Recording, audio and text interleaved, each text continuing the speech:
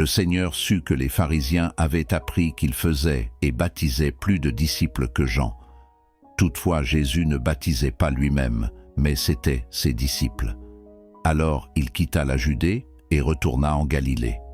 Comme il fallait qu'il passât par la Samarie, il arriva dans une ville de Samarie, nommée Sichar, près du champ que Jacob avait donné à Joseph, son fils. Là se trouvait le puits de Jacob. Jésus, fatigué du voyage, était assis au bord du puits. C'était environ la 6e heure. Une femme de Samarie vint puiser de l'eau.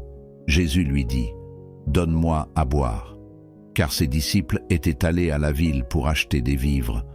La femme samaritaine lui dit « Comment toi qui es juif, me demandes-tu à boire, à moi qui suis une femme samaritaine ?» Les Juifs, en effet, n'ont pas de relation avec les Samaritains. Jésus lui répondit, « Si tu connaissais le don de Dieu et qui est celui qui te dit, « Donne-moi à boire », tu lui aurais toi-même demandé à boire et il t'aurait donné de l'eau vive. Seigneur, lui dit la femme, tu n'as rien pour puiser et le puits est profond. D'où aurais-tu donc cette eau vive? Es-tu plus grand que notre père Jacob, qui nous a donné ce puits et qui en a bu lui-même, ainsi que ses fils et ses troupeaux? Jésus lui répondit, « Quiconque boit de cette eau aura encore soif, mais celui qui boira de l'eau que je lui donnerai n'aura jamais soif. Et l'eau que je lui donnerai deviendra en lui une source d'eau qui jaillira jusque dans la vie éternelle. » La femme lui dit, « Seigneur, donne-moi cette eau, afin que je n'ai plus soif et que je ne vienne plus puiser ici. » « Va, lui dit Jésus, appelle ton mari et viens ici. » La femme répondit, « Je n'ai point de mari. » Jésus lui dit, « Tu as eu raison de dire, je n'ai point de mari, car tu as eu 5 maris, et celui que tu as maintenant n'est pas ton mari. En cela tu as dit vrai. » « Seigneur, lui dit la femme, je vois que tu es prophète. Nos pères ont adoré sur cette montagne, et vous dites, vous, que le lieu où il faut adorer est à Jérusalem.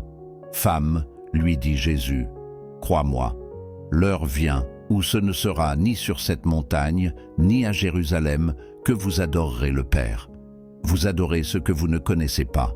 Nous adorons ce que nous connaissons, car le salut vient des Juifs. Mais l'heure vient, et elle est déjà venue, où les vrais adorateurs adoreront le Père en esprit et en vérité. Car ce sont là les adorateurs que le Père demande. Dieu est esprit, et il faut que ceux qui l'adorent en esprit et en vérité. La femme lui dit, « Je sais que le Messie doit venir, celui qu'on appelle Christ. Quand il sera venu, il nous annoncera toutes choses. » Jésus lui dit, « Je le suis, moi qui te parle. » Là-dessus arrivèrent ses disciples, qui furent étonnés de ce qu'il parlait avec une femme. Toutefois, aucun ne dit, « Que demandes-tu » ou « De quoi parles-tu avec elle ?» Alors la femme, ayant laissé sa cruche, s'en alla dans la ville et dit aux gens, « Venez voir un homme qui m'a dit tout ce que j'ai fait. Ne serait-ce point le Christ ?» Ils sortirent de la ville et ils vinrent vers lui. Pendant ce temps, les disciples le pressaient de manger, disant, « Rabbi, mange. » Mais il leur dit, « J'ai à manger une nourriture que vous ne connaissez pas. » Les disciples se disaient donc les uns aux autres, « Quelqu'un lui aurait-il apporté à manger ?» Jésus leur dit, « Ma nourriture est de faire la volonté de celui qui m'a envoyé et d'accomplir son œuvre.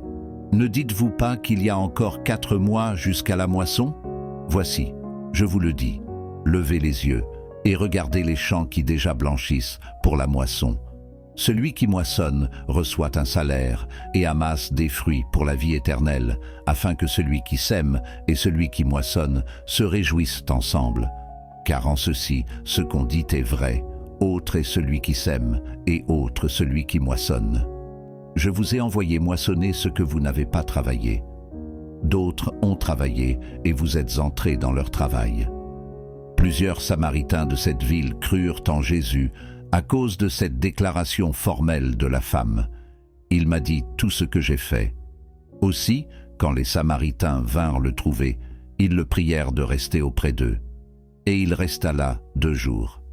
Un beaucoup plus grand nombre crurent à cause de sa parole, Et il disait à la femme, « Ce n'est plus à cause de ce que tu nous as dit que nous croyons, car nous l'avons entendu nous-mêmes et nous savons qu'il est vraiment le Sauveur du monde. » Après ces 2 jours, Jésus partit de là pour se rendre en Galilée, car il avait déclaré lui-même qu'un prophète n'est pas honoré dans sa propre patrie. Lorsqu'il arriva en Galilée, les Galiléens l'accueillirent, parce qu'ils avaient vu tout ce qu'il avait fait à Jérusalem pendant la fête, car eux aussi étaient allés à la fête. Il retourna donc à Cana en Galilée, où il avait changé l'eau en vin. Il y avait à Capernaüm un officier du roi, dont le fils était malade. Ayant appris que Jésus était venu de Judée en Galilée, il alla vers lui et le pria de descendre et de guérir son fils, qui était mourant.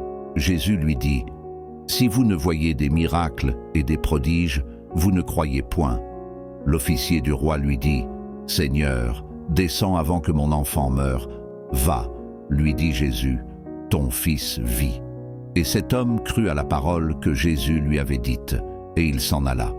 Comme déjà il descendait, ses serviteurs venant à sa rencontre lui apportèrent cette nouvelle, « Ton enfant vit. » Il leur demanda à quelle heure il s'était trouvé mieux, et ils lui dirent, « Hier, à la 7e heure, la fièvre l'a quitté. » Le père reconnut que c'était à cette heure-là que Jésus lui avait dit, « Ton fils vit. » Et il crut, lui et toute sa maison. Jésus fit encore ce second miracle lorsqu'il fut venu de Judée en Galilée.